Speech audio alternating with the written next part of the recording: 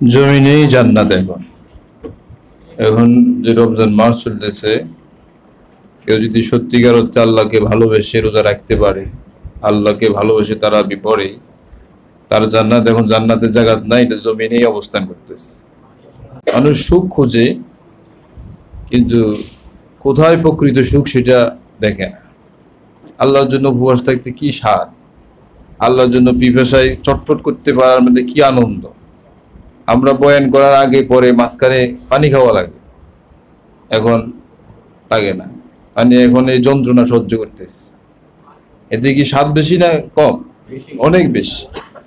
যে মানুষটা এই পিপাসাতে ছটফট করতে পারে, যন্ত্রণা সহ্য করে, সে মানুষটা কি একটা নারী না দেখার যন্ত্রণা নিতে পারবে না? না, পারবে না। যে মানুষটা ক্ষুধার যন্ত্রণা নিতে পারে, এই মানুষটা কি তারাবির ক্লান্তি সহ্য করতে পারবে না? মানুষ সবক নেই না, কিন্তু আল্লাহ এটা বলছেন লাআল্লাকুম তাত্তাকুন, আমি তোমাদেরকে যে খানা টানা বন্ধ করে দিলাম, যাতে করে সব লাইনে তোমাদের ঠিক হয়ে যায়, তাত্তাকুন হয়ে যাও তোমরা, গুনাহমুক্ত যাতে তোমরা হয়ে যাও। এটা যে সত্যিকার অর্থে কেউ বুঝি, পিপাসার কষ্ট, কত কষ্ট। এই যে যন্ত্রণা সহ্য করা, তো এই যে মানুষটি যে যন্ত্রণা সহ্য করতে পারে, সে কি শরীফ অর্থের যন্ত্রণা সহ্য করতে পারবে না? সে কি হালাল হারামের যন্ত্রণা সহ্য করতে পারবে না? যে হালাল হারাম থেকে বেঁচে থাকার একটা যন্ত্রণা আছে। সবাই সুদ খায়, আপনি খাইতে পারেন না, এক যন্ত্রণা। সবাই খাইতেছে, বেরোজগাররা, আপনি খাইতে পারেন না, এইটা একটা যন্ত্রণা। দুনো যন্ত্রণা নাও, আমি জমিনে জান্নাত দিয়ে দিব তোমাদের জন্য। ওয়ালা নুহইয়ান্নাহু হায়াতান তাইয়্যিবা, কোরআন শরীফে আল্লাহ পাক বলছেন ফালা নুহইয়ান্নাহু হায়াতান তাইয়্যিবা, তোমাকে একটা সেরকম জিন্দেগি আমি তোমাকে দুনিয়া ও আখিরাতে দিয়ে দিই। কিন্তু এটা কেউ খেয়াল করে না, এত কষ্ট আমরা করি। এই যে নিষেধ করছেন খাইতে পারতেছি না, তখন আল্লাহর মহব্বত আসে না? আসে না? আর এটা কি মানুষ কি এমনি করে না, ভালোবেসে করে? ভালোবেসে। এবং উনি কবি বলতেছেন যে আজব মডেল ভালোবাসা, এরকম আশ্চর্য মডেল আমি আর পৃথিবীতে করি না।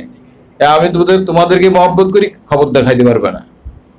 আল্লাহ আমাদেরকে বুঝার তৌফিক দান করেন। এক একটা সেকেন্ড যে মানুষটা আল্লাহর মহব্বতে রোজা রাখে, এক একটা সেকেন্ড, আল্লাহর কসম, লক্ষ কোটি রাজত্বের চেয়ে সেটার দাম বেশি। লক্ষ কোটি বার ইতালি থেকে, আমেরিকা থেকে, সুইজারল্যান্ড থেকে, সুইডেন থেকে ঘুরে আসার চেয়েও একদম পৃথিবীর সব দেশের বিষয় আমার কাছে আছে, এটার চেয়েও আল্লাহর মহব্বতে এক সেকেন্ডের রোজা রাখার দাম বেশি। যে পরিমাণ ভালোবেসে রোজা রাখা দরকার, সে পরিমাণ ভালোবাসা মুসলমানদের মাঝে দুঃখজনক ভাবে কম।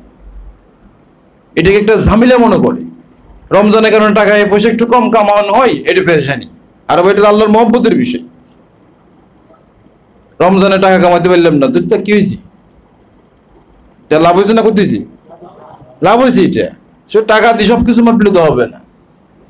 এই ভালোবেসে না খাওয়া, এই ভালোবাসে পিপাসার যন্ত্রণায় ছটফট করতে থাকা, আল্লাহর কসম, এই জিনিস যার কাছে চলে আসবে, এটার মূল মেসেজ যে নিতে পারবে, তার পুরো দিন দিকে সুন্দর হয়ে যায়। সে হারাম থেকে বাঁচা তার জন্য কোনো বিষয়ও না, কোনো বিষয় না। যেখানে হালাল খায় না, সেখানে হারাম কি জন্য খাবে? হালাল আমাদের এখন টাকা পয়সা, এটাকে হালাল না? হালাল না। তো এইটা খাওয়া যাবে এখন? এই আমার টাকা দিয়ে দাও, একটা ঠান্ডা দাও, বলা যাবে এটা?